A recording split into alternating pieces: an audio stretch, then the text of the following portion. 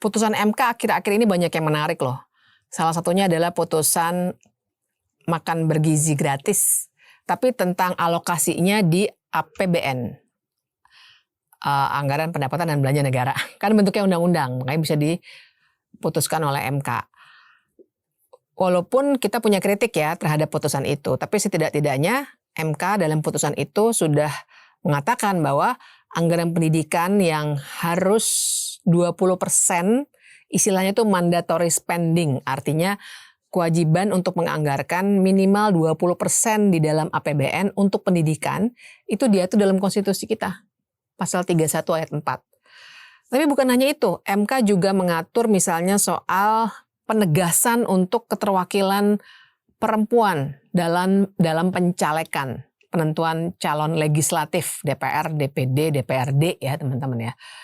Kemudian MK juga pernah memutuskan soal presidential threshold, ambang batas pencalonan presiden, itu dibuat menjadi 0.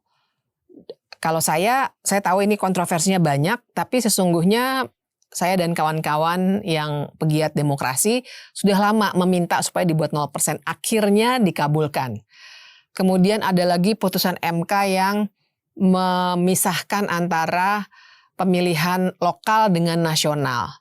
Saya nggak sebut nomor-nomornya ya, saya cuma sebut topik-topiknya karena nanti pembicaraan kita jadi penuh dengan nomor putusan. Tapi poin saya adalah hari-hari ini banyak putusan MK yang menarik sekali. Dan kalau teman-teman perhatikan, sebenarnya putusan-putusan MK itu keluar kan juga karena ternyata DPR-nya tidak bekerja sebagaimana seharusnya. Sebenarnya ada buku dari disertasi dari Mbak Titi Anggraini yang teman-teman bisa baca deh. Itu menarik banget. Itu saya kurang lebih mau membahas sebagian dari isi buku itu. Karena buku itu disertasi ya, jadi agak panjang. Tapi saya sebagian saja ingin menjelaskan kalau Mbak Titi itu judulnya Legislative in Action, dia bilang. Jadi tidak beraksinya legislatif sebagaimana seharusnya. Nah, tapi saya mau menariknya sebenarnya hari ini kita ingin membicarakan Mahkamah Konstitusi.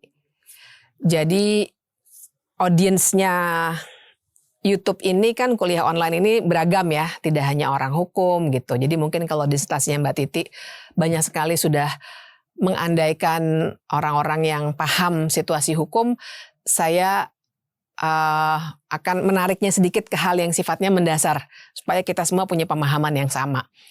Kita itu kan bernegara pasti semua tahu lah ya teorinya Montesquieu itu dari zaman kita barangkali SMP begitu ya sudah diajarkan yang ada lembaga legislatif, kemudian ada lembaga eksekutif pastinya, dan juga ada yudikatif. Kalau di Indonesia di level nasionalnya legislatifnya adalah DPR dan DPD sebenarnya, eksekutifnya adalah pemerintah. Saya suka bilangnya pengurus negara kan ya, karena dia nggak merintah-merintah. Yudikatifnya kalau di kita di Indonesia ada 2, ada MA, ada MK. Kan kira-kira begitu ya. Nah, kemudian banyak sekali teori yang muncul kemudian yang menjelaskan ada lembaga-lembaga yang kotak-kotaknya itu di luar-luar sinilah segala macam. Nggak tahu lah taruhnya di mana ya. Misalnya ada komisi yudisial dekat-dekat dengan yudikatif. Ada macam-macam. Ada BPK, ada KPK, ada Ombudsman Republik Indonesia, ada banyak sekali lembaga-lembaga independen, KPU, Bawaslu, dan seterusnya. Tapi kita nggak mau membicarakan itu. Saya mau fokus kepada MK-nya. Kenapa? Karena beberapa hal.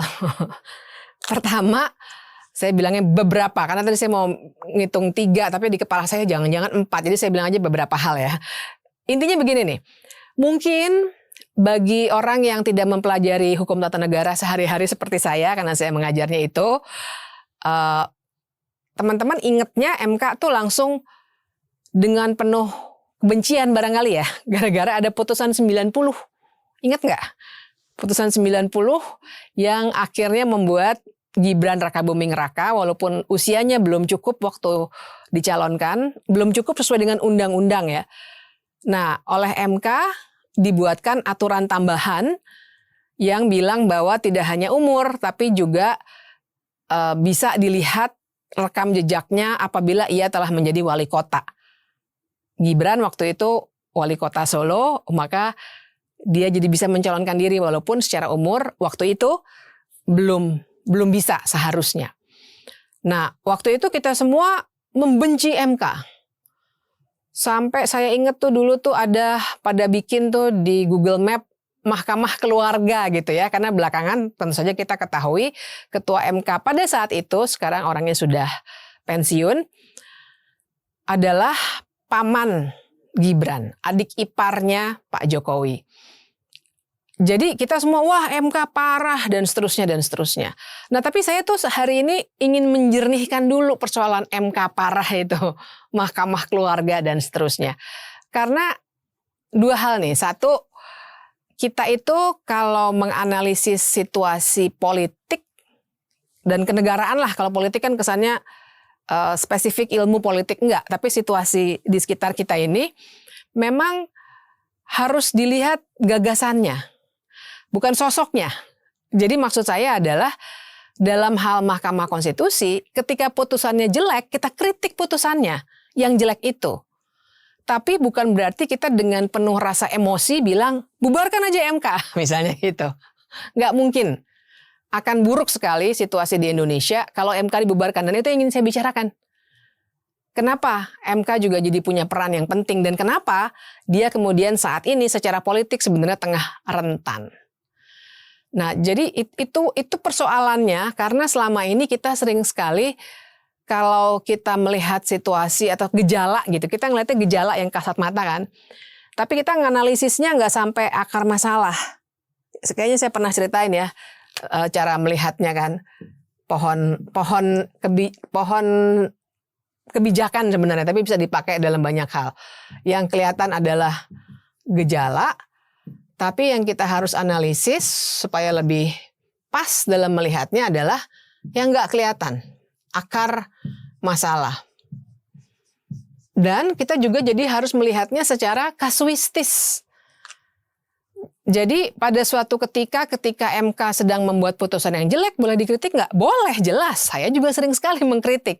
Dan makanya dulu Dirty Vote 1 kan dibuat, salah satunya karena kami mengkritik keras putusan 90. Tapi itulah soalnya, kita ketika melihat situasi kenegaraan, nggak boleh fatal atau mutlak-mutlakan begitu ya, nggak boleh fatalistik. DPR-nya sekarang parah nih, fraksi 7 dari 8 fraksi yang ada di DPR adalah fraksinya Presiden Prabowo, fraksinya Partai Gerindra yang akhirnya kuat sekali misalnya begitu. Apakah kemudian kita mau bilang udah bubarkan aja DPR? Negara ini terus bagaimana mengurusnya? Gitu. Kita boleh membicarakan suatu titik misalnya pembongkaran sistem boleh. Tapi menganalisisnya itu nggak bisa terlalu cepat melihat gejala terus dimatikan gejalanya. Kalau ada tikus di sebuah lumbung, bukannya lumbung yang kita bakar. Misalnya gitu. Tapi kita cari cara untuk memberantas tikusnya. Pemerintah korupsi banget sih, bubarkan pemerintah, kan nggak begitu juga misalnya ya. Nah jadi dengan itu kita memang harus melihatnya kalau situasi-situasi seperti ini, dan saya kira secara umum sih jangan melihat sosok, jangan melihat lembaga, tapi lihat kalau sosok ya padanannya sosok itu jangan dilihat sosoknya, dilihat pikirannya, gagasannya, dan tindakannya konsisten atau tidak. Tapi kalau lembaga, jangan melihat lembaganya kemudian kita memuja-muja berlebihan, tapi kita lihat kebijakannya. Otaknya lembaga kan keluarannya adalah kebijakan.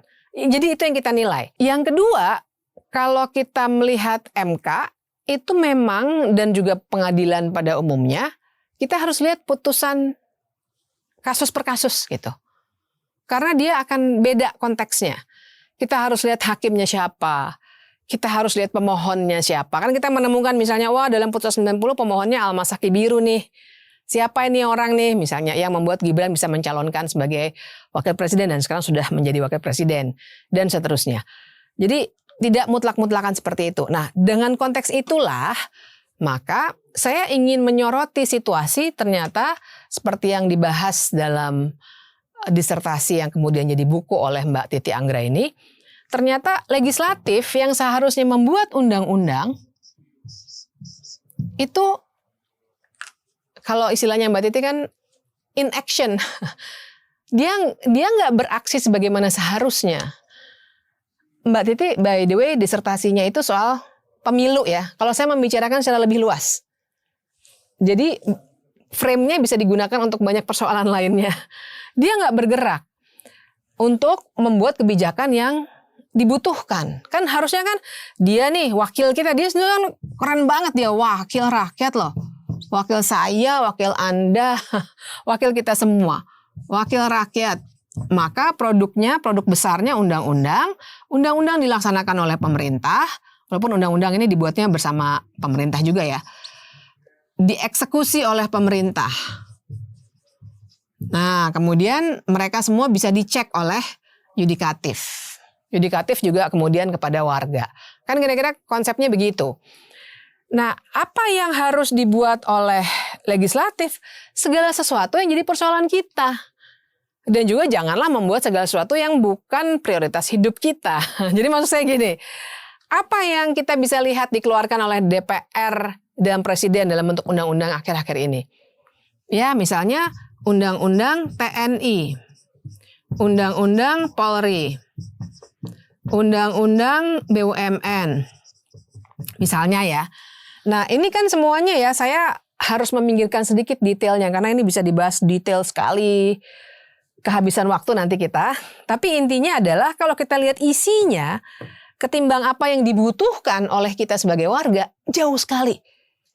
Dan ini juga dibuatnya dengan waktu yang sangat kilat. 9 hari, 4 hari, 4 hari. Waktu itu memang bukan ukuran dalam buat undang-undang. Saya pernah bahas kan dalam kuliah online sebelumnya. Tapi dalam waktu yang sempit, partisipasi bermakna jadi nggak mungkin. Dan sekali lagi kita harus lihat skala prioritasnya. Nah sementara itu ya yang tidak diputuskan atau belum, tapi sekarang nampaknya akan dijadikan komoditas politik. Misalnya undang-undang masyarakat adat. Yang baru diloloskan akhirnya setelah belasan tahun Undang-Undang Pelindungan Pekerja Rumah Tangga. Dan itu yang ingin saya katakan. Karena ternyata ada inaction dari lembaga legislatif itu. Sehingga banyak sekali warga kebanyakan diwakili oleh kelompok-kelompok masyarakat sipil, kita sering bilang organisasi non-pemerintahan, mengajukan perkara-perkara ke MK. Makanya Mbak Titi nulis itu kan, karena dalam soal kepemiluan ini in action banget. Ada putusan soal tadi tuh memisahkan pemilu lokal dengan nasional. Ada putusan yang mengenolkan ambang batas pencalonan presiden. Ada yang minta memperbaiki, putusan MK-nya minta agar parliamentary threshold, ambang batas partai politik masuk ke DPR itu dihitung secara lebih rasional, belum dilakukan juga. Padahal pemilunya sebentar lagi. Dia in action. Tapi dia, saya meminjam terminologi dari Mbak Titi, tapi menggunakannya secara lebih luas, ternyata tidak hanya di bidang kepemiluan. Nah dalam konteks itulah MK muncul. Nah tapi masalahnya adalah, misalnya bagaimana putusan MK ini diikuti atau tidak, dipatuhi atau tidak. Itu problem satu teman-teman. Maksud saya apa? MBG tuh tadi, supaya MK minta dikeluarkan dong dari 20% anggaran pendidikan, coba mau dilaksanakan atau enggak? Memang ada deadline ya katanya 2028. Tapi itikat baiknya mana? Karena poin utama MK adalah jangan dimasukkan dalam 20% anggaran pendidikan. Tapi enggak hanya itu. MK juga pernah mengeluarkan putusan soal pendidikan itu harusnya gratis untuk pendidikan dasar, swasta maupun negeri. Tapi mana prioritasnya untuk MBG kok. Atau misalnya pernah juga ada putusan MK yang juga perlu kita apresiasi dalam banyak hal, dalam konteks hukum acara pidana misalnya, yaitu untuk penghinaan pada presiden dan juga untuk beberapa pasal lainnya. Apa yang dilakukan? Dimasukkan lagi ke dalam undang-undang.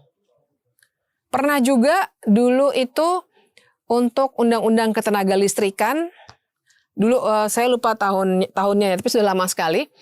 Itu MK sudah memutuskan suatu pasal itu harusnya inkonstitusional, tapi dibuat lagi peraturan pemerintahnya oleh pemerintah. Akhirnya MK memutus lagi. Nah, sebenarnya MK itu pernah juga membuat putusan, kalau saya tidak salah tahunnya 2018, mereka pakai istilah ini dalam putusan nih, pembangkangan konstitusi. Nah, constitutional disobedience. Itu adalah ketika putusan MK itu tidak dilaksanakan. Nah, teman-teman, putusan MK itu sifatnya final dan mengikat. Artinya dia final dalam arti nggak ada proses seperti halnya kalau di MA. Di MA itu kan dari pengadilan negeri bisa banding tergantung kasusnya, tapi pada umumnya bisa banding ke pengadilan tinggi. Pengadilan tinggi bisa kasasi ke Mahkamah Agung. Berhenti di situ sebenarnya. Tapi kalau ada novum, bukti baru, bisa ada peninjauan kembali. Tapi ada bandingnya, ada kasasinya. Kalau di MK nggak ada, langsung final, once and for all. Dan dia langsung mengikat dalam arti sebenarnya kecuali diperintahkan dengan tegas ataupun dibutuhkan untuk kejelasan, nggak perlu ubah undang-undangnya, sudah langsung berlaku. Dan satu lagi juga, dia sifat putusannya istilahnya itu erga omnes, berlaku untuk semua. Jadi nggak hanya berlaku untuk si pemohon perkara itu. Misalnya kemarin pemohonnya adalah guru misalnya, waktu kasus APBN, MBG dalam APBN. Dia nggak hanya berlaku untuk para pemohon yang dari guru-guru itu.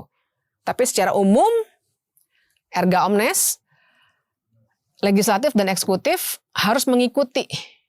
Sebenarnya itu. Tapi seringkali dibangkangi, makanya dibilangnya pembangkangan konstitusi. Putusan MK dipatuhi atau tidak. Ini jadi diskusi berkali-kali. Saya sendiri kira-kira 3 bulan yang lalu aja masih aja mendiskusikan soal putusan-putusan MK yang tidak dipatuhi ternyata. Entah diselundupkan dalam bentuk pasal lain di undang-undang lain atau dibuatkan PP-nya. PP itu peraturan pemerintah dan seterusnya. Nah, yang kedua adalah, jadi 2 persoalan sih buat MK ini. Yang kedua adalah selain putusan MK-nya dipatuhi atau tidak, reaksi dari sebelah sini, dari legislatif dan eksekutif adalah jangan-jangan MK-nya menjadi rentan. Kasih tanda tanya ya, rentannya ya. Karena begini, mungkin teman-teman juga akan, kalau kita diskusi langsung nih, pasti teman-teman juga bertanya-tanya. Tapi kan 9 orang hakim di MK itu hakimnya cuma 9 ya teman-teman. Mereka full bench, jadi selalu memutusnya itu bersembilan, kecuali dalam kondisi tertentu. Mereka kan bukan malaikat, bener banget, setuju. Dan karena itulah dulu sempat ada putusan 90 yang soal Gibran bisa menjadi cawapres itu kan. Nah, jadi saya juga nggak mau bilang saya memuja-muja MK, makanya tadi saya bilang kita proporsional aja. Dia memutusnya baik atau tidak. Dan untuk itu biasanya kalau orang-orang hukum seperti saya akan melakukan analisis putusan. Itu ini pelajari, makanya saya ngajar kuliah penalaran hukum juga untuk itu. Nah, tapi yang terjadi adalah dia itu hari-hari ini karena dia seakan-akan menjadi jawaban bagi kritik kita karena legislatif sama eksekutifnya lagi akrab bener nih. Akrab bener ya. Jadi 7 dari 8 fraksi adalah fraksinya atau koalisinya Pak Prabowo. Akrab banget. Saya malah kadang-kadang merasa ini kok DPR udah kayak juru bicaranya Pak Prabowo ya. Terutama beberapa pimpinan DPR gitu ya. Beberapa pejabat DPR tuh kayak kapasitasnya apa sebenarnya. Tapi baiklah gitu. Kalau ngomongin itu bisa ngomongin panjang lagi tuh. Nah, Tapi karena dia kemudian bisa jadi merasa terancam karena MK kan bikin yang kita butuhkan itu tadi, karena kita ngelihat nggak ada jalan nih. Saya sendiri misalnya saya ngajar advokasi kebijakan, tapi hari-hari ini tuh saya udah mengubah silabus kuliah saya karena advokasi kebijakan yang dulu sering kami lakukan, makanya saya sama teman-teman bikin mata kuliah itu, sekarang udah nggak bisa dilakukan sesederhana itu lagi. Jadi misalnya lobbying, ada tuh materi kan teknik lobbying, atau misalnya cara membuat policy brief dan seterusnya. Sekarang itu karena mereka berdua lagi akrab sekali, politiknya politik komando dari presiden, seringkali kita mau lobby juga, ya pertanyaannya Anda udah ketemu pihak-pihak tertentu yang berkuasa di DPR atau belum? Kalau belum jangan harap Anda mau lobby seintensif apa, bikin policy brief sekeren apa. Sebenarnya yang punya power ya ini, koalisi ini. Gitu. Jadi akhirnya ya itu tadi. Kita banyak sekali mentok, maksudnya masyarakat sipil, akhirnya pergi ke MK. Tapi apa reaksinya? Reaksinya adalah mereka nggak happy dong. Karena diganggu dalam tanda kutip kalau pakai kacamata mereka ya. Sehingga akhirnya bisa jadi MK-nya rentan. Nah, kerentanan MK itu gimana? Maksud saya kerentanan MK adalah satu, dia mungkin diserang dalam bentuk perubahan undang-undang, dimatikan begitu ya. Referensinya apa? Lihat KPK teman-teman. KPK itu 2019, KPK dulu tuh akrab sekali dengan masyarakat sipil. Saya bantuin juga Cicak Buaya Jilid 2 dengan novel Baswedan segala macam. 2019 dimatikan melalui perubahan undang-undang. Nah, sesungguhnya saya juga punya kekhawatiran itu. Kalau ada revisi undang-undang yang membuat MK menjadi terancam. Tapi tidak hanya itu, referensinya juga KPK sebenarnya. Jadi semuanya legal ya teman-teman ya. Juga bisa jadi melalui personil-personilnya, alias hakim-hakimnya. Nah teman-teman kan lagi pasti udah pada nonton film Odyssey kan. Jadi tahu bahwa ada istilahnya kuda Troya ya. Dia masuk ke dalam dan menghancurkan lembaganya. Nah ini juga yang kami khawatirkan barangkali sekarang tengah dilakukan. Karena ada beberapa perubahan hakim MK belakangan ini. Salah satunya sosok yang cukup kontroversial karena waktu Agustus 2025 kita kritik rame-rame waktu sebelum demo itu, dan ternyata yang bersangkutan sekarang menjadi hakim MK. Cari sendiri ya ininya ya, siapa yang saya maksud. Tapi intinya adalah ini kekhawatiran tentang MK yang rentan. Tapi saya mau bilang teman-teman, nanti kita bisa bikin kuliah online berbeda topik untuk menggambarkan apa aja sih sebenarnya advokasi kebijakan yang bisa dilakukan. Tapi saya mau menyoroti itu dulu MK. Ya ada MA, bisa juga advokasi kebijakan ke MA, melakukan litigasi strategis ke MA. Tadi litigasi strategis, tapi ada juga advokasi kebijakan kepada pengambil kebijakan langsung. Ada juga kampanye dan seterusnya. Nanti kita bahas sendiri kali ya kalau dimungkinkan. Tapi yang saya mau katakan, saya mau ke MK dulu nih. Saya ingin menggambarkan pentingnya kita melihat MK, mengapresiasi MK dalam konteks negara hukum Indonesia. Karena dalam banyak kejadian, mulai dari putusan 90, sebelumnya juga ketika ada pelanggaran etik oleh hakim-hakim MK, buat orang yang tidak belajar hukum, kami punya kesulitan untuk mengkomunikasikan pentingnya MK. Kenapa etiknya mesti dijaga setinggi langit, pakai istilahnya aja ya. Karena memang hakim tuh harusnya etiknya luar biasa tinggi. Kenapa penting untuk punya hakim yang sangat berintegritas? Jangan lupa MK itu ada 2 hakim yang ditangkap karena OTT oleh KPK dulu. Yang satu Patrialis Akbar, mantan politisi, mantan Menteri Hukum dan HAM dulu. Satu lagi adalah Akil Mokhtar, politisi juga dari Golkar.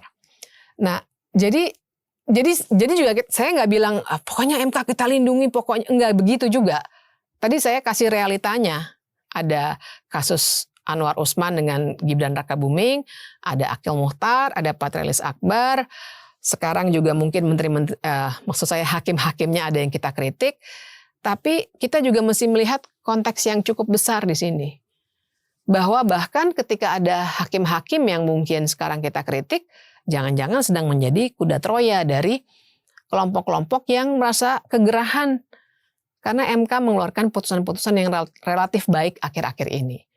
Nah, kenapa ini kita lihat dalam sebuah konteks besar? Karena ya negara ini ternyata tidak hanya legislatif eksekutif, pun negara tidak hanya di level hukum MK dan MA, tapi kita harus lihat secara lebih besar.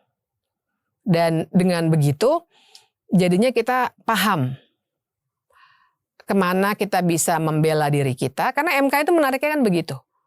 Dia menurut Undang-Undang Dasar memang menguji undang-undang terhadap Undang-Undang Dasar. Dalam Undang-Undang Dasar kita, pasca amandemen 99 2002 itu, ada pasal-pasal HAM yang lengkap sekali. Bukannya tanpa kritik sekali lagi, tapi sebagai basis dia baik sekali untuk kita mempertahankan hak-hak kita. Hak atas kesehatan, hak atas pendidikan, maka tadi MBG dipisahkan dari anggaran pendidikan menurut MK. Ada hak atas lingkungan hidup yang sehat. Kemudian di pasal yang berbeda, pasal 1 ayat 3, Indonesia adalah negara hukum. Dengan kata-kata negara hukum, maka kita juga bisa meminta supaya ada kepastian hukum yang berkeadilan dan seterusnya. Ruangannya di MK. Nah, saya ingin ngajak itu sih teman-teman. Jadi kita nggak hanya buntu melihat di sini di level yang highly political, legislatif dan eksekutif, dan sekarang sedang dalam situasi yang sangat tidak baik-baik saja, tapi kita punya ruang berbeda. MA-MK. Yang lagi-lagi bukan tanpa kritik. Tapi kan kita kalau lagi memperjuangkan hak kita harus lihat semua forum yang memungkinkan. Dan kita juga harus bertahan ketika forum-forum itu juga mau dimatikan. Ketika hak kita bersuara mau dimatikan, kita bertahan. Ketika forum-forum tempat kita memperjuangkan hak kita juga mau dimatikan, mau dipadamkan, kita juga harus pertahankan itu. Nah, gitu ceritanya. Kapan-kapan kita bisa cerita lebih lanjut soal pengadilan dan advokasi kebijakan. Oke, sampai jumpa.